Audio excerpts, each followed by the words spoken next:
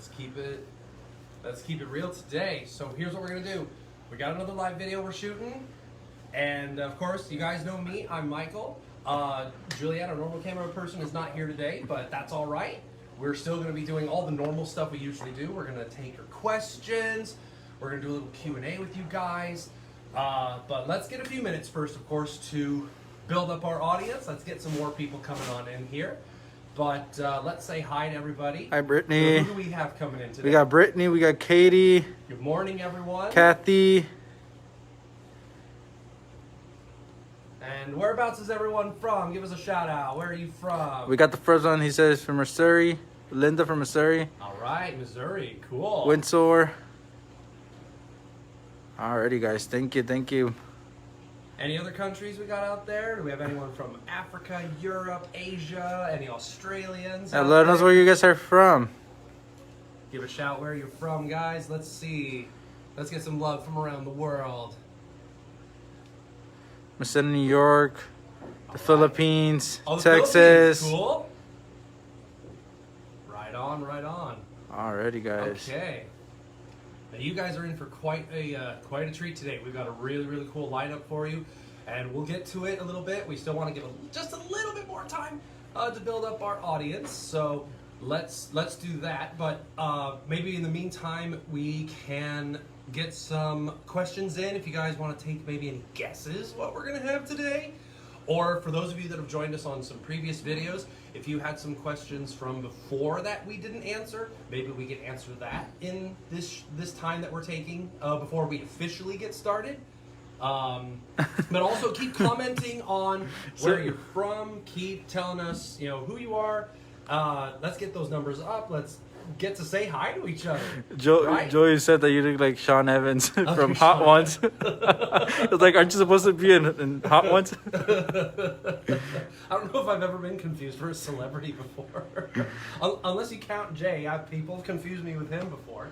For those that maybe don't know, of course, Jay owns the reptile zoo. And if I get I've trimmed down, I clean myself up a little bit, but when I kind of let my facial hair grow out a little bit more, we kind of do look a little bit alike. I've had a few people confuse me for him, but it's like, no.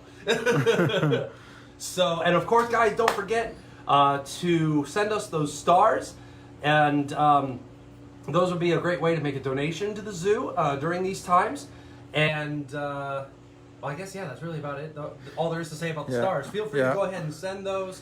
Yeah, we got I don't think there's a limit on how many you can send, but send however many you like. The more, the better, of course. And then, who else do we got coming in? We got South Carolina. Okay. We got England. Got some England. Oklahoma, Okay. Fallbrook, California, Canada, Missouri again. And then, thank you, John Phillips, Davina, for those stars. Oh, thank Tracy, you guys. thank you so guys. much. Appreciate it. Love your videos. We got Kentucky, Pittsburgh. Alrighty. So cool. Thank you guys. Thank you guys. Nice crowd coming in from all over. Yeah, all over the place, huh? And you guys want to get to say good morning, not to our special guests. We want to get to say good morning to some of our other guys we have. Of course, these two handsome faces over here. I'm sure you guys probably remember them. We've got Darth Gator. This and is Gomer. Darth Gator right here, and then Gomer right here. Oh, those handsome boys. You guys remember them? Yeah. Yeah, and we're not working with them today. I know, a little bit of a bummer, because it is actually a ton of fun to get to work with those two.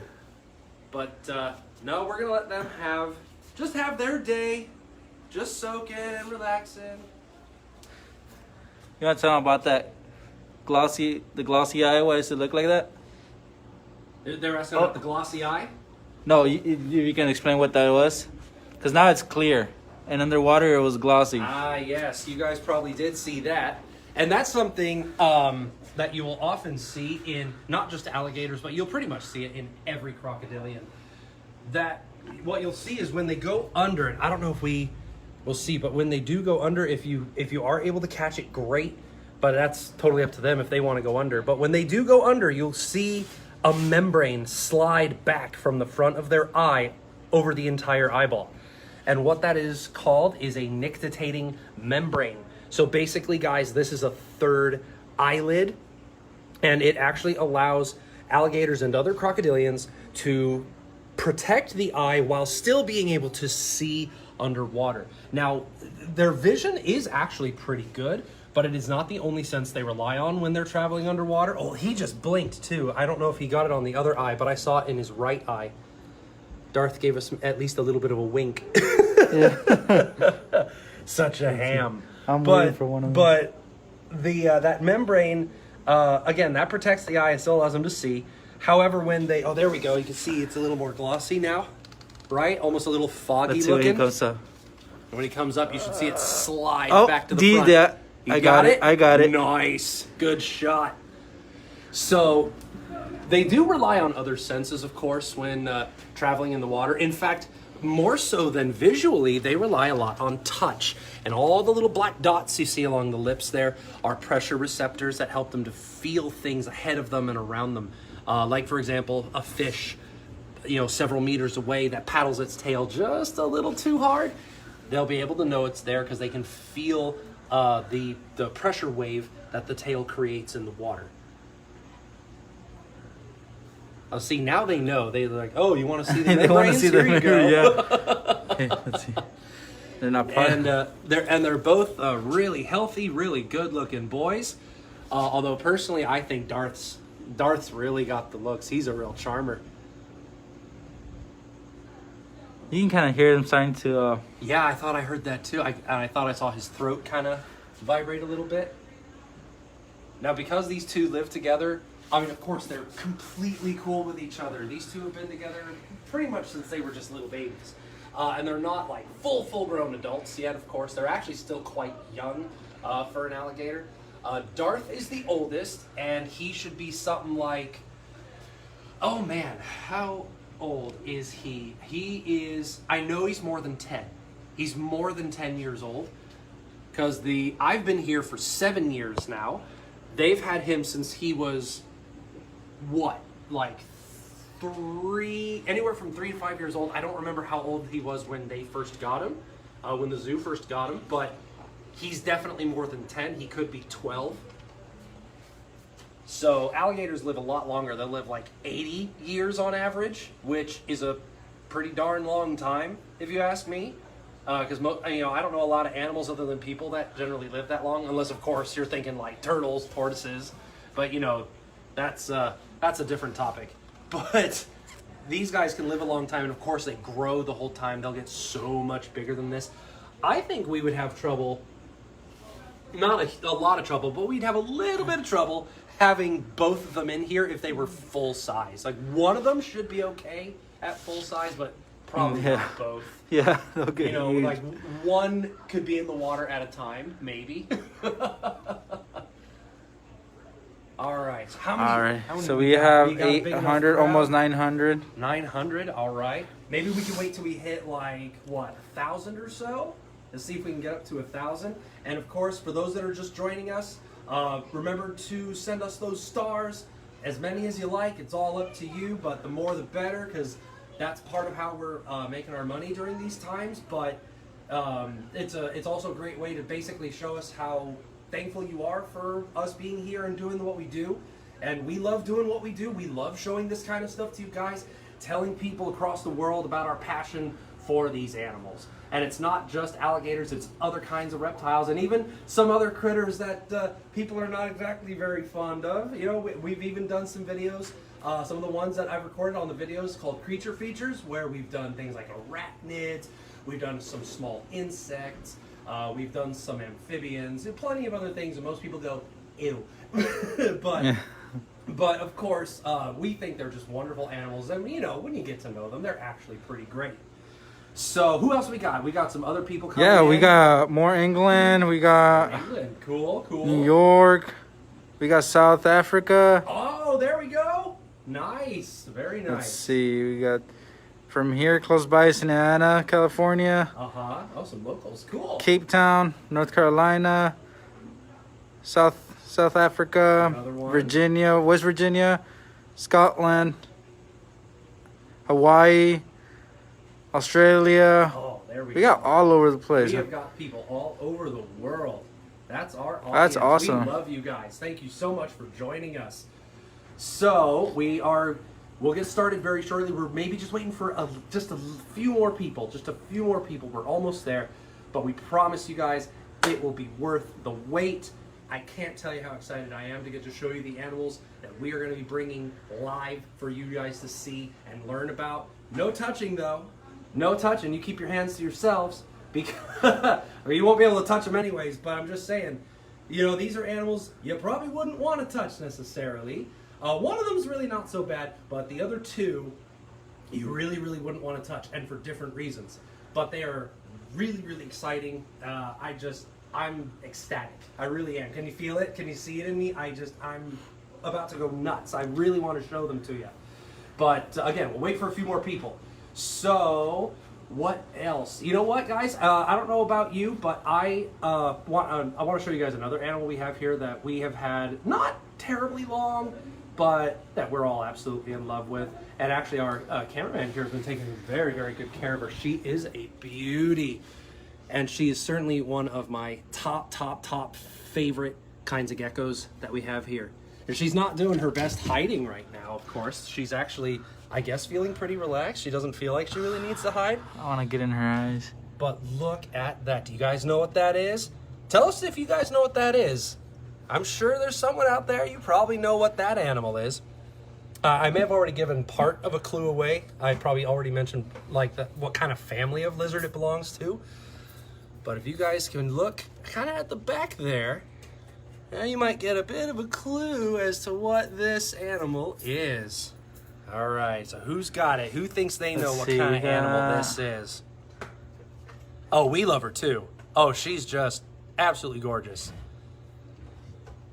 Like seriously, I was completely thrilled when we got this one. Yeah. Let's see. We should probably start with the animals. All right. We'll go ahead and we'll do that then. But if you guys do happen to guess what lizard that was, feel free to go ahead and just throw it out there at any time. But in the meantime, let's go ahead and get to what we're really here for. Let's see some thumbs up if you guys want to see them, and we'll go ahead and start pulling them out.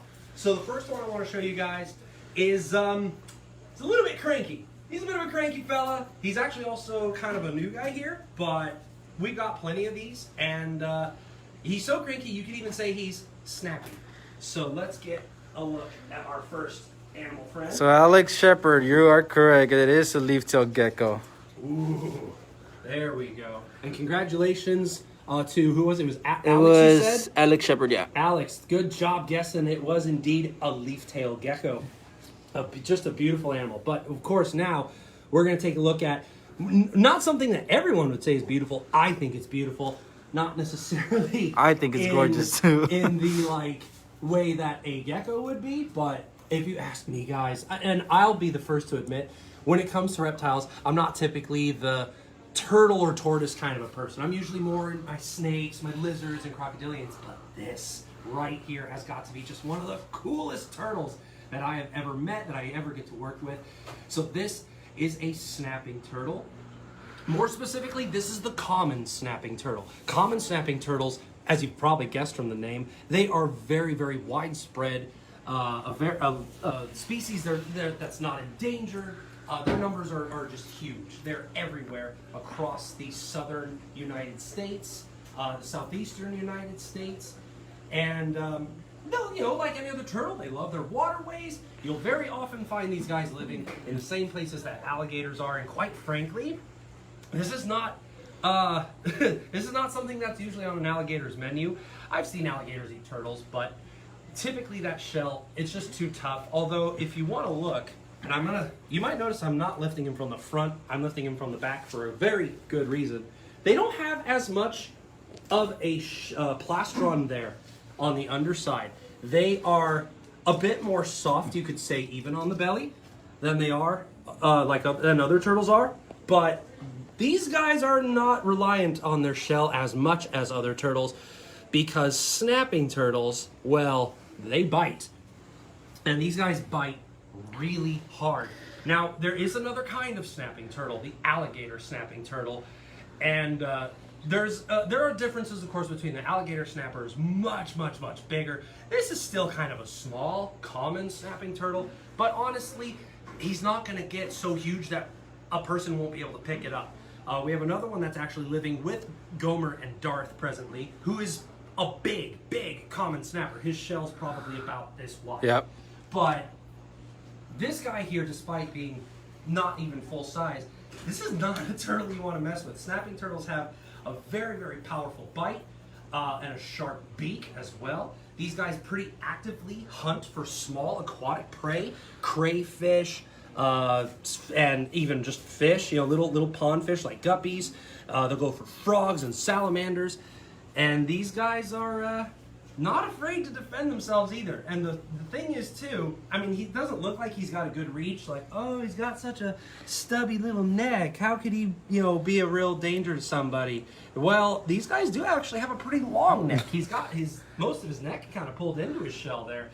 And when these guys strike out, dude, it's like a snake. They can just lash right out and a pretty good distance. And quite frankly, I don't want to get my hand anywhere near there to try to entice him to bite. But we may have a way to kind of show you guys just what this guy can do. We'll see. We're going to try a carrot. Now, I specifically chose a carrot that I thought was as close to a human finger in as far as girth. And of course, guys, I don't want to make it seem like we're putting stress on the animal. We're really not, because we don't want to make it seem like he's being put under any kind of duress or that he's being hurt. We're obviously not going to hurt him. But we're just going to see if maybe he feels inclined enough to give us a demonstration. Yeah. I'm not going to try and really force him, but I want to see if he'll at least... I don't know. What's going on? I'm just a little guppy. I'm just swimming along, minding my business. And this is a very strange looking rock. Should I just hang out here? Maybe I could hide from those scary predators that are around her. Oh. And he doesn't seem to. See, look at that, of course. I mentioned how he's got such a bad attitude, and now look how nice he's being. He probably knows the difference. Watch, if I went and put my finger there, he would bite right away. But a carrot doesn't seem to be. John asked if they have the little worm-like tongue to lure prey. You know what? That's actually something the alligator snapper has. The common snapper is a much more active hunter. These guys tend to really, wander around the ponds, actively looking for food. And once they get within range, that's where they use that snake-like strike to very quickly subdue their prey, chomp it down, and eat it. The alligator snapper, though, is more of an ambush hunter. They're the ones that will just lie on the bottom, sitting perfectly still, using their size and their camouflage to just blend in, look like a big mossy covered rock or like the muddy bottom of a pond, and their mouth has that beautiful lure, that little worm-like tongue. It's pink, unlike the rest of the turtle, which is just kind of that muddy brown. And that'll lure in a little fish, they'll wiggle it around, and once that fish gets in there and touches that tongue, bam, that mouth will slam shut. And he's got dinner. It's not uncommon for those turtles to actually cut the fish in half when they bite it. Again, tremendously powerful bite, sharp beak. Frankly, common snapping turtle, attitude-wise, they're worse than an alligator snapper. But as far as the actual bite is concerned, the alligator snapper, hands down. In fact, I've said it before, I think I'd rather take a bite from one of our gator boys over there before I get bit by an alligator snapper. I think I really would, because at least them, it's just the sheer jaw pressure, and yeah, their teeth may puncture my skin. But an alligator snapper is very likely going to take something, and take a chunk out of me, take a finger, take my hand. It can happen. Someone said he has stage fright. He doesn't really seem all that inclined to give us a demo. I don't know. I mean, what if I'm just kind of touching your tail here? And that's another thing too, guys, is one way to really easily, without even having to get close, to identify any kind of snapping turtle from your other kind of common everyday turtles is indeed the tail. Look at how long this is. Other turtles, they'd be able to, they have a tail like this big, right? And they just tuck it right into the shell when they feel scared. This guy, no way. He has got just the coolest tail. Like, okay, be honest. when you guys were kids and you were like drawing dinosaurs, right? Don't tell me you didn't draw a tail like this. Am I right? I know I did. The scutes, the scales here on the top almost look like, you know, like the fins that go down the top here. I totally did that when I was drawing dinosaurs. And these guys just, I think that's one of the coolest features physically about these turtles, just looking at them. Like, they really do have this dinosaur-like tail. And this animal, like other snapping turtles, even has one of my favorite nicknames. I don't know if you guys ever watch a guy called Coyote Peterson, but he calls them mud dragons. And I couldn't agree more. I really couldn't. It is just such a cool animal. All right. What do you think, buddy? Do you think you're done? I think you've just kind of decided to chill out. Maybe because I'm saying such nice Well, he things said about he was rude, so he's behaving now. Right? And now he's, of course, it always happens, right? An animal just goes and makes a liar out of me. It happens all the time. Of course, I'm not going to give him a boop on the snoot or a kiss or anything like that because I kind of like my face how it is. So I think I'm going to put him back and we're going to take a look at our next animal. How about it, guys? Let's see what we got coming up next. All right. I'm a little disappointed he wouldn't give us a demonstration with the carrot, but that's okay. That's all right. You know, we're not going to force him to do anything he doesn't want to do. And in case anyone's wondering why I pick him up by the tail like that, first of all, that is a super, super strong tail. It does not hurt the animal in any way. And secondly, that's the safest way to pick them up. Some would say, oh, just pick them up from the sides. I told you about how long that neck is, right? You can't believe how many people have picked up a common snapper that way, and he just turns to the whips side, right back and snaps them on the hand or the finger. And I don't know about you, you know, I'm crazy, I'm not stupid, okay? I'm not gonna go that far. But the next animal we're gonna see, this one's not a dangerous animal. This one is quite a joy. And I did do a creature feature with this one actually, but we're now gonna do a live with it. And guys, some of you might get creeped out by it, like, what in the world is that? But I can't tell you how much I love this animal, because this guy is just a beautiful example of a missing link. So this is known as a legless lizard or even a glass lizard. And more specifically, this species here can be found around Russia and, or I guess just Asia in general and Europe. These guys are actually a lizard. I mean, it does look like a snake, but really get a close look. Get a really close look. You're going to see some features that you will not find in snakes. One of the bigger ones is what we call the lateral line. So it starts kind of like at the base of the neck. Oh, you're all right, buddy. It starts at the base of the neck and goes down the flank on either side of the lizard all the way down to here, to the vent. That's actually where the vent, or I like to call it the cloaca, that's where it is on this animal. And that's actually another thing about it. So if this were a snake, for those of you that know snake anatomy, their cloaca would be like all the way back here, right? And then these last it'd be a short tail. It'd be the tail. It'd be the cute little tail. Well, on this guy, it's right here. Right. So look how long the tail is. Actually, mostly tail, and that's something you see in lizards, not snakes. Another thing is that, and I don't know if he's really going to do it, but really get a look at those eyes. And I mean, every now and then. Maybe, oh yeah, he closed it. Did he close it? Yeah. Oh, you beauty. Thank you. He actually has it closed. So yeah, guys, guess what? Snakes can't do that. They don't have eyelids. They have that scale, though, that covers their eye.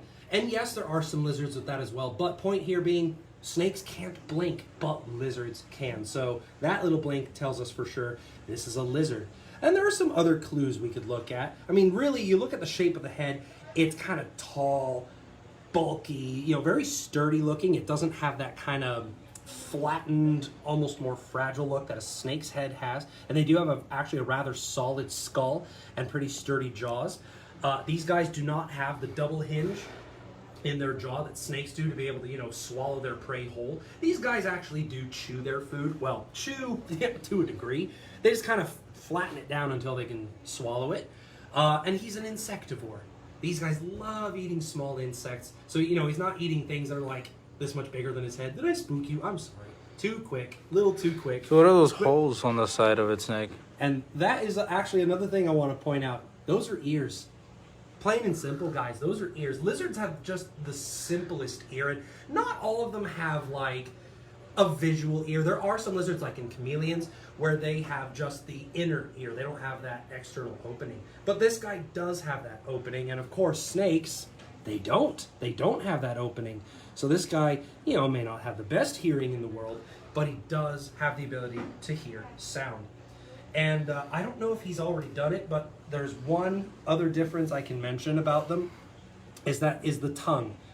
Snakes, of course, have that long forked tongue where it splits at the end, and they wiggle it up and down, and that's how they smell. And these guys do sort of pick up chemicals from the ground or from the grass, or I guess in this case from me, when they flick their tongue. But if he is to stick out his tongue, you would actually notice it's a fleshy tongue. And yeah, there are lizards with the forked tongue, sure, monitors, tegus, but these guys have a fleshy tongue, and snakes don't. Snakes simply do not have a fleshy tongue at all. So this guy is, once again, there's evidence this is actually a lizard and not a snake. But you gotta probably ask, why would this guy not have legs? Isn't it beneficial to have legs? Well, it depends.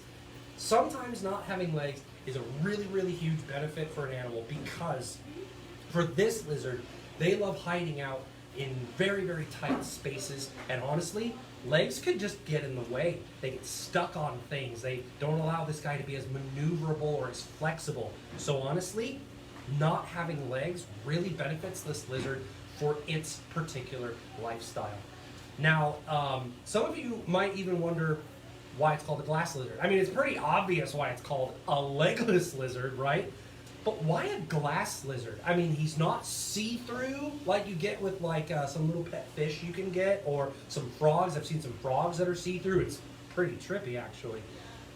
But they're called glass lizards because of this really cool thing they can do. Now, lizards, many lizards are known for doing something it's called autotomizing. They can basically sever their own tail, just drop it right off, because all the bones, all the muscles along the tail are fairly loosely connected. They're not as solid like the tail of that snapping turtle. If I pick this guy up by his tail, he can still hang on if he wanted to, but he can also just kind of separate it, and the tail will wiggle around, and it does that whole thing. But the glass lizard does it in a very special way. They don't just drop the whole tail and that whole one big piece is wiggling around. It's a lot creepier and trippier than that. The tail actually breaks into several pieces, and each piece just sits there, just wiggling around.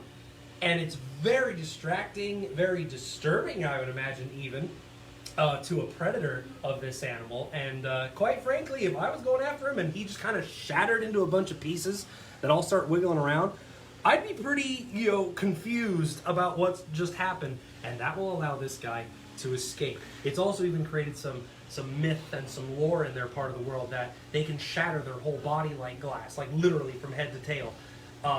And that way a predator or a person or whoever scared them just ends up being like, oh, okay, that was weird, and they walk away. And then, this is where the myth comes in. Then the lizard just kind of puts itself back together and slithers off.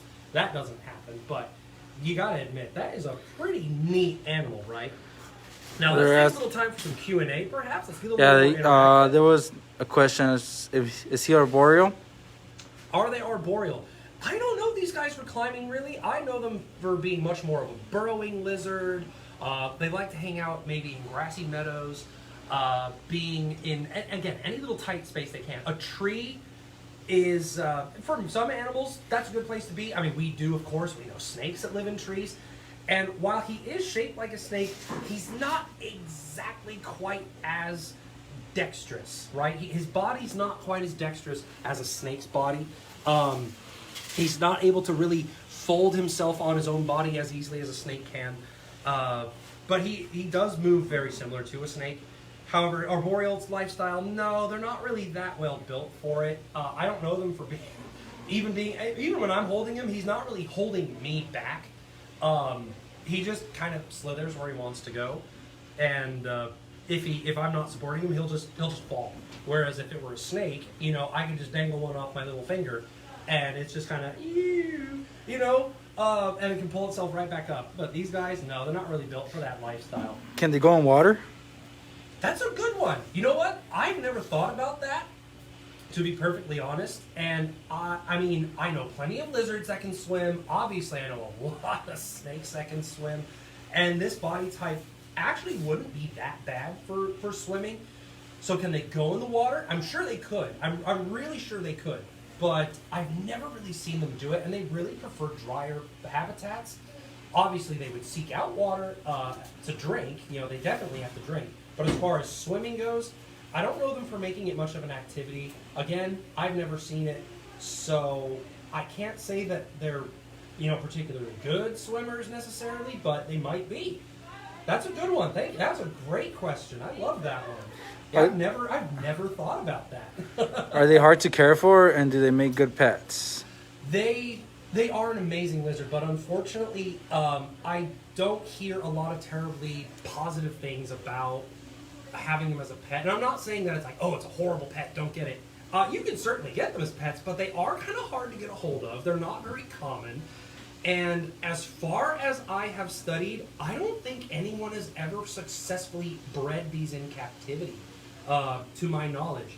From what I've understood, just about every single Russian legless lizard that you see is actually imported from the wild.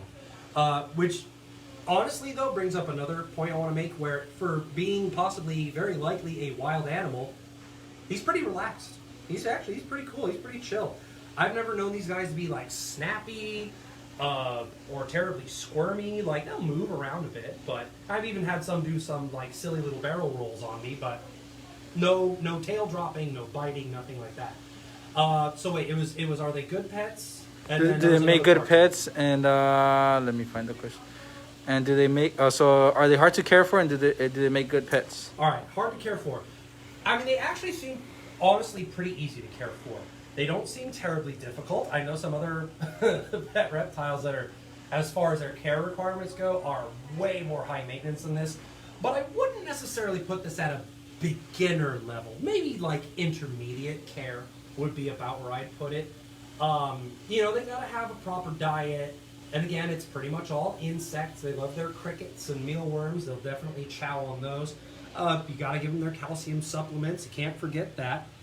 And so yeah, care-wise, they're not like the super easiest thing, like a bearded dragon, for example. But you know, I wouldn't put it as high as like expert or advanced. I would just say intermediate care.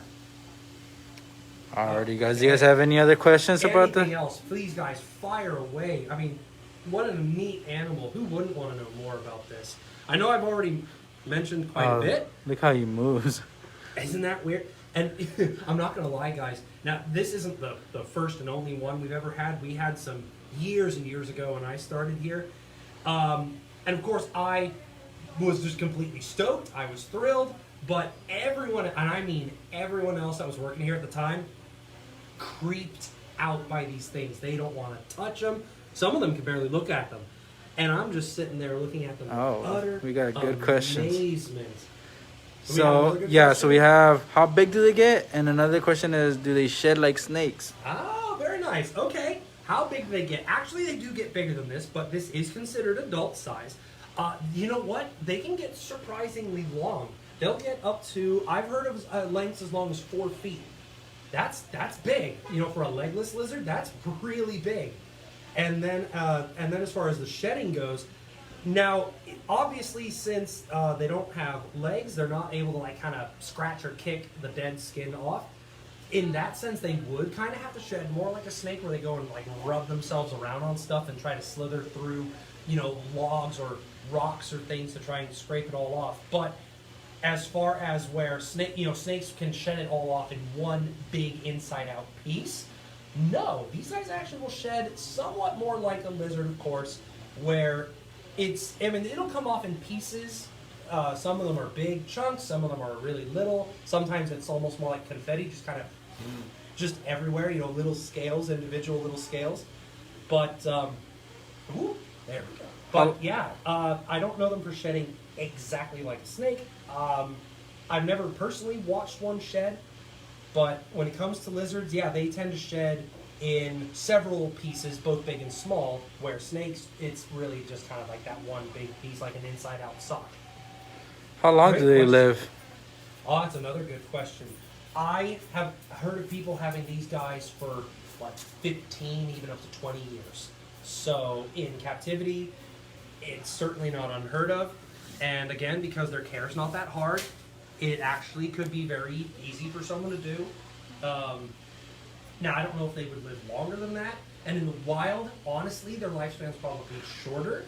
And you know, guys, that tends to happen a lot. Now, not every animal does that well in captivity. Like, have you seen a great white shark at an aquarium? I haven't. Some people on very rare occasions have done it, but usually something like a great white doesn't do well in captivity. But most animals actually do a lot better in captivity than they do in the wild. And these guys are certainly one good example of that. In the wild, I mean, who knows? They may live 10 years, but in captivity, it could be up to double that time. Got another good question. So is it live birth or eggs? And are they maternal? These guys, oh gosh, that is another really good one. As far as the maternity goes, no, they're not really maternal so much. I mean, reptiles are not ones to really kind of raise their young. It's certainly not to the degree that mammals do.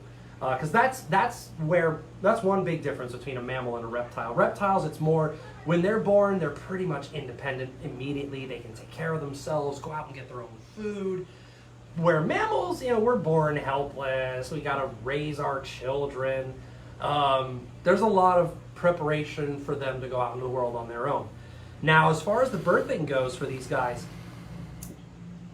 I want to say that they are egg layers, but I could be wrong. I haven't really looked much into the husbandry or the egg laying, or just, I should say, birthing part of this animal's life cycle.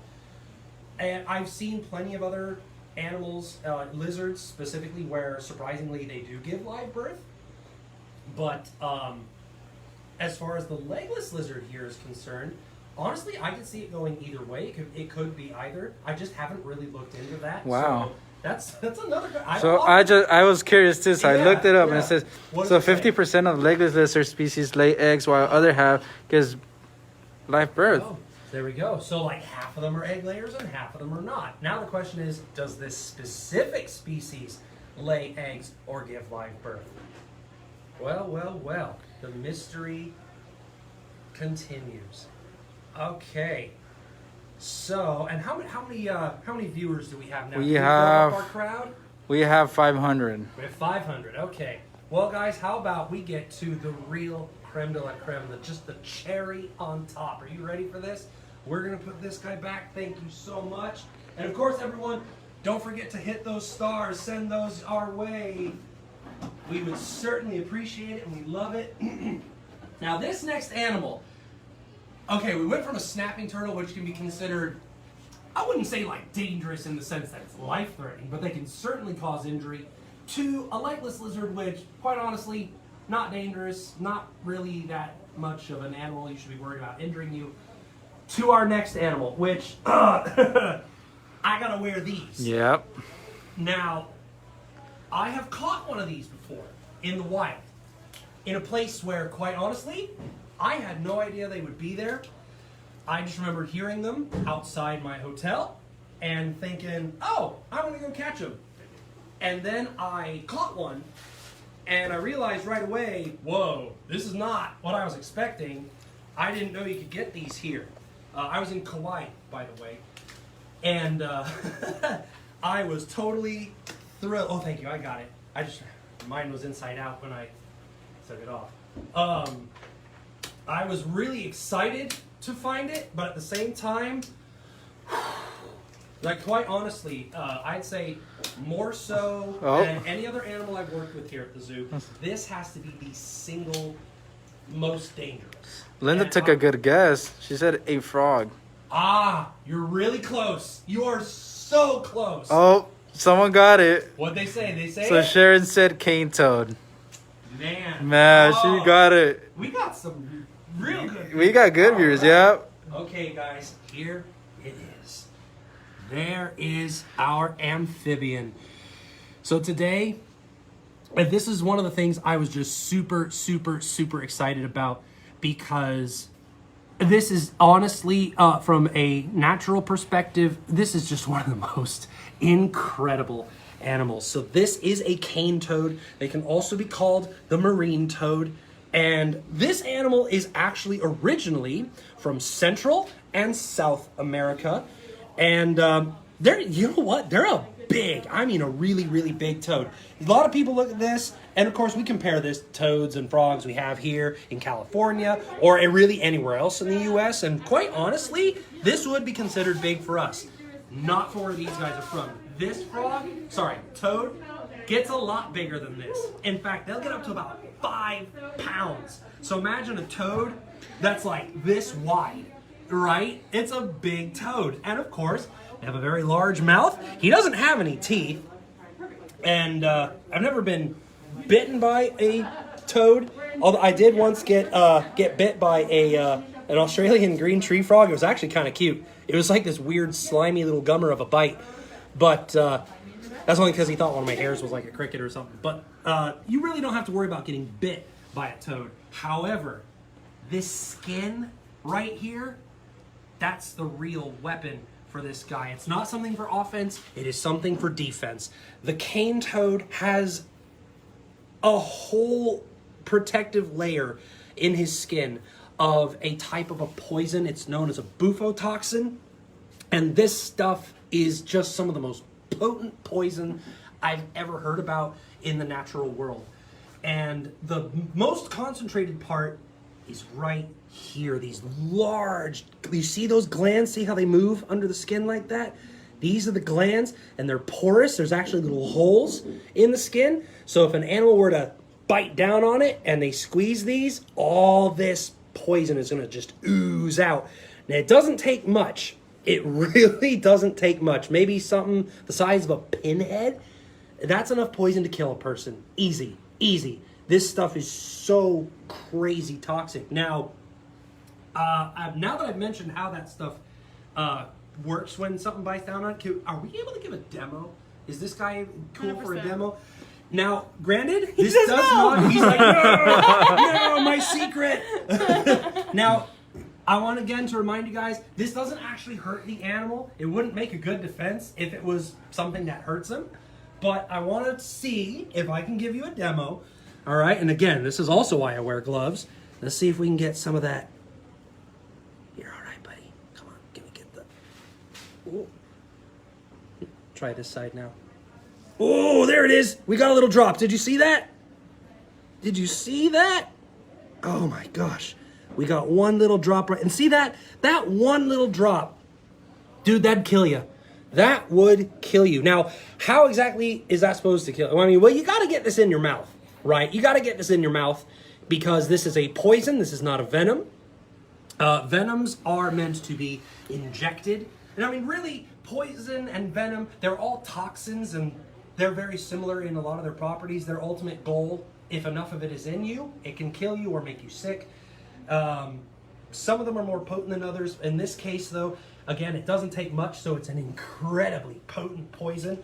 And it is designed to where something has to try to eat him in order to get this stuff in their system. And again, this stuff is strong.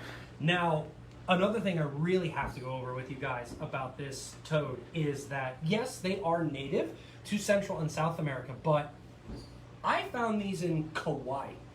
And there are plenty of other places in the world they are not native to where they have become a horrible invasive pest.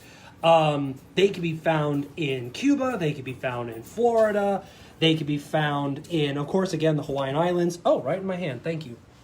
And the worst, one of the worst places these guys have infested is Australia. Specifically, they started along the eastern coast. They were brought originally, I don't remember exactly when it was. I think it was like maybe the 50s, I want to say, somewhere in the 1950s. Some farmers brought these guys, or had them shipped in from Central or South America. Maybe a crate of like, I heard it was like something like 200 of these toads. to help deal with some beetles they were having a problem with eating their sugar cane. And those were called cane beetles. Well, the problem is that when they release these toads, they don't climb. They don't climb, and they're too big and they're too heavy to climb something as skinny as a sugarcane stalk. But the beetles, they're all the way up there on the top of the cane stalk. So guess what the toads started to eat? Everything else.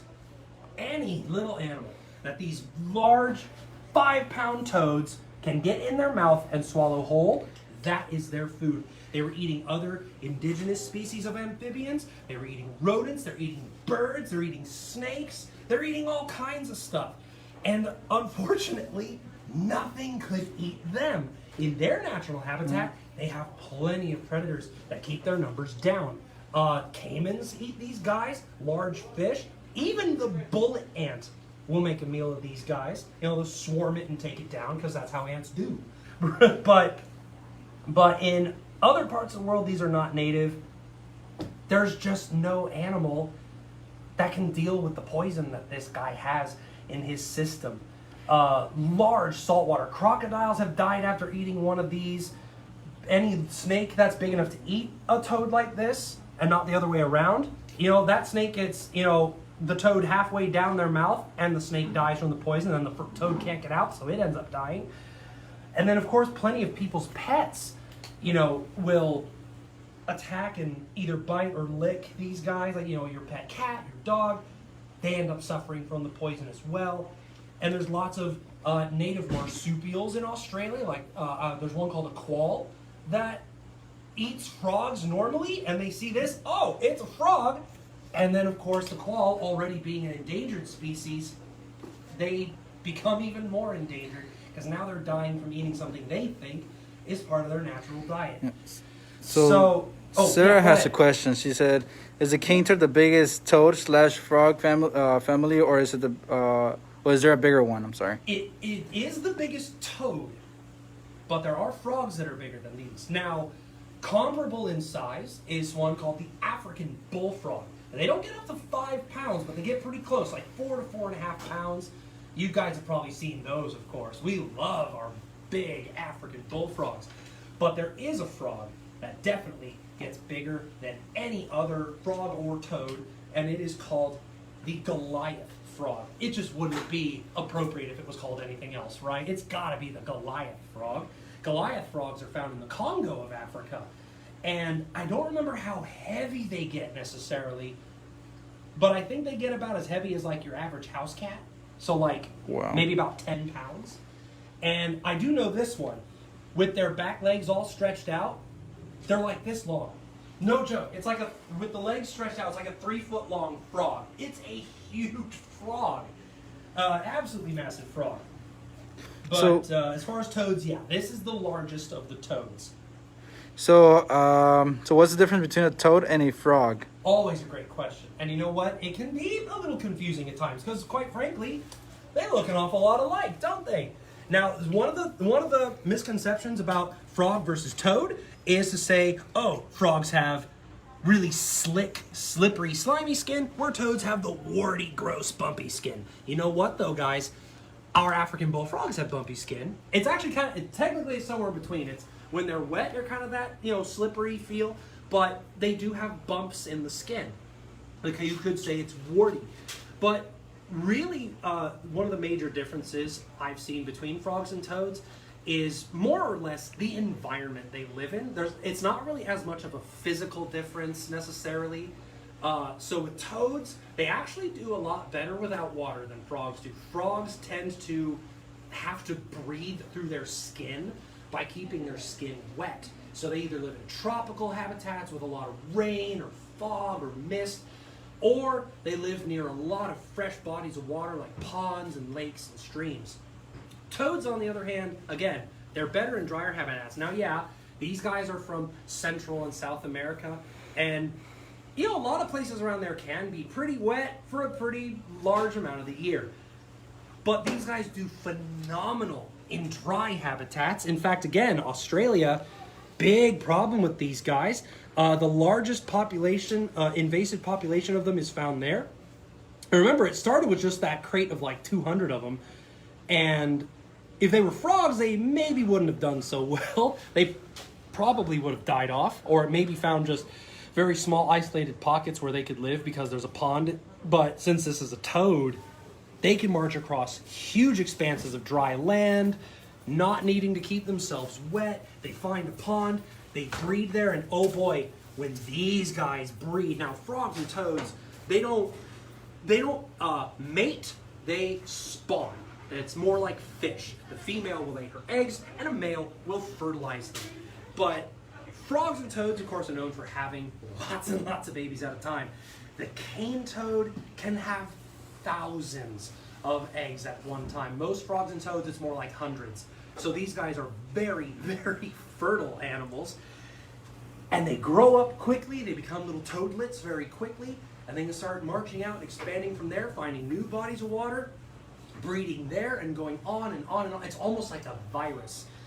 And these guys have started with just those 200 on the east side of Australia, and they've become countless millions, if not billions, of toads that have marched their way all the way around the northern coast and making their way to the western side. It is a horrible infestation. And again, they're just eating everything in their path. Nothing can really eat them.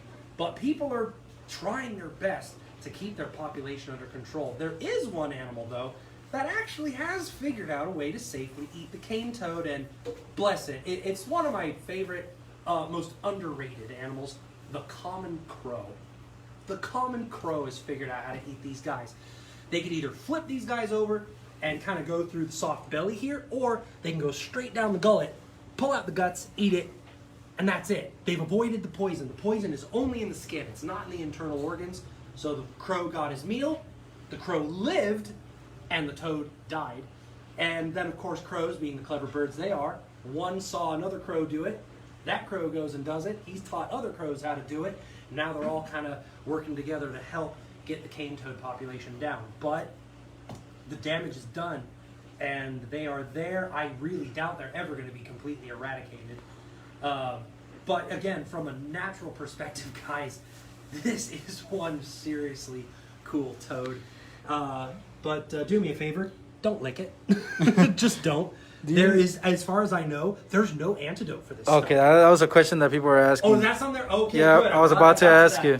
I do not know of an antidote for these guys. If you get this stuff in your system, that's it. You're done. It's not going to be right away, but I'll tell you what does happen. Bufotoxin specifically attacks the heart. You die of a massive heart attack. There's just no coming out of it. There's no way to cure it or treat it. It's you get this stuff in your system. I don't know any way. I've never heard of any way in my research to prevent it. So if you get this stuff in you, that's it. So obviously, if anyone is handling or working with these toads, they got to take precautions. One thing I got to be very aware of too is, even though I'm wearing gloves, I still go and wash my hands as a precaution. I wash them very, very thoroughly because of just how horribly toxic this stuff is. It doesn't get through the glove, but you take your gloves off. At some point, you're probably going to actually touch that part of the glove with your bare skin. And then you go and wipe your face, or you eat some food. You get that stuff in your food or on your face. It eventually gets in your mouth, and guess what? Now it's in your system. And I don't want any amount of that stuff in my system. I plan on living a pretty long and healthy life, and I don't want to end it by one of these. Okay, so what about any other questions, perhaps? Let's see. Cons. Now, seriously, though, how is that for a real finale for this live feed? How's that for a cool animal? So deceptive, too. You'd think, oh, it's going to be a venomous snake. No, it's a toad. Seemingly harmless little animal. But honestly, it's one of the most toxic critters I've ever studied, and it is certainly the most toxic animal here at the zoo. Hands down. No doubt about it. We even have rattlesnakes here. People have been bitten by rattlesnakes and survived without antivenom. You take a bite of this guy, or you lick him or something, and you get even the smallest trace of that stuff in your system, you're done. What's the lifespan of the toad? What was the what? Lifespan? The lifespan. They live a pretty long while, which again is part of the reason they are a pretty bad invasive pest because they live so long and they get to breed so frequently. They get to make so many offspring. These guys could live about 20 years or so. And again, you know, they'll get real big. They eat a lot of stuff. And again, outside their natural habitat, nothing can eat them. And I know I'm just repeating myself, but guys, I just really gotta keep saying it because I can't stress enough just how bad of an idea it would be to, you know, have one of these as a pet or to release it into a part of the world where it is not indigenous.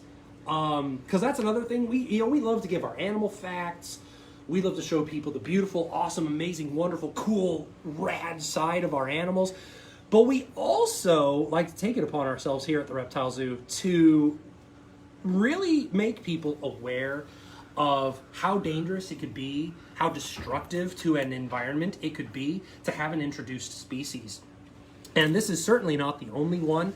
There are plenty of other animals and even plants that have become invasive in other parts of the world that honestly have really wreaked some havoc. And the cane toad, though, is one of the ones we have here that has a really, really bad reputation for being able to multiply so quickly, eat so many things, and has virtually no predators. So it's one animal I really like to make people aware of. Because if you see one of these, I mean, you know, really just don't try to grab it with your bare hands. Really just don't try to grab it at all. Or if you somehow see there's one like in a pet shop or something, don't buy it. I don't know who would sell one of these in a pet shop, but you know there's probably someone out there that will. Don't do it. Just don't. Overall, this is one animal that should definitely stay in its natural habitat. Having them in zoos, of course, isn't a bad thing because people get to see them, they get to be educated about them, they get to learn what an amazing animal it really is, but not a good pet, not something you should introduce into other parts of the world. Just overall bad idea. They're asking if you can demo again the poison. They're asking for the demo again? All right, let's see if we can. And I know he's a little like, no, please. All right, see if we can give that gland. Oh, we got some to. Where'd that go? Did I hit the camera? I think it hit the camera. Oh boy. Oh my God. Yeah, it's right on there. the camera. That's funny. Oh, that stuff too. Oh, look at it. Oh, look at it. You see it? Oh, that's the poison I was talking about. And I don't want to do it any more than that because I don't want to shoot the cameraman in the face or in the eye or something because, ooh, that wouldn't be good. But that's that poison I was talking about, guys. That was a good pop. That was pretty good. Wow, that was a really. I was good honestly pop. hiding behind the phone. And it's also good you actually do have a mask on, so actually you're pretty safe ultimately. But woo, all right, talk about. So there it is. That was a really good demonstration of that poison, how it comes out of those pores. And again, it's not just in those glands; it's the whole body. It's just most concentrated right there at the back of the head. Oh, that was awesome. Thank you so much for that. That was a good one. Man, that was like, it's going to sound gross. That was like a really big. Oh, this is a good question. So Joanne asks, are they cannibals, eat their own kind, or do they poison affect them? The poison does not affect them. In almost every case I've heard of an animal that is both toxic and a cannibal, I don't know them for being susceptible to their own poison or venom. Although, and I really wouldn't doubt that these guys are cannibals. I haven't seen it myself, but I can't say with absolute certainty that they are cannibals. However, I'm pretty confident in saying that they're very likely cannibals because I've seen plenty of other frogs and toads that will actually eat their own kind. However, they're not really all that, what's the word I like to use? Detrimental to their own kind. Like, it's not like they, lay their eggs and then eat the eggs. You know what I mean? It's not like they do that. Or like they just had all the little toadlets and then start eating their own toadlets. You know what I mean? They don't do that. But I wouldn't be surprised if they ate maybe someone else's toadlets, or if maybe one like super big cane toad found another little small one and probably decided to gulp him up if it was hungry enough. But again, yeah, I've never actually seen cannibalism in these guys. I just wouldn't be surprised if that was the case, if they actually did that, because I do know other frogs and toads that do. You beauty. I mean, okay, maybe not the prettiest, but I think it's neat. All right. That's a pretty good way to end the day. Yeah, really good way to end the video. Really awesome toad, a great demonstration of the gland. And thanks again, guys, for joining us. Thank you for the stars. Thank you for all your love and support here at the Reptile Zoo. We all absolutely appreciate it. You guys are wonderful. And we are so excited to get to bring more of this to you. So don't forget to join us again next week for another one of our live feeds. I'm Michael, and we'll see you then. You guys take care. Bye-bye, everyone. Don't forget to say goodbye to our little toad. Say goodbye. Those nubby little hands. Say goodbye.